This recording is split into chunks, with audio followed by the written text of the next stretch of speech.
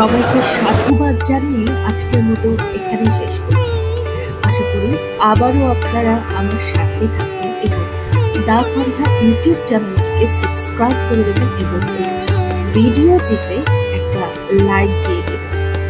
আচ্ছা বলুন তো, আমার মতো এরকম চা প্রেমী কতজন আছে? কমেন্ট বক্সে জানান।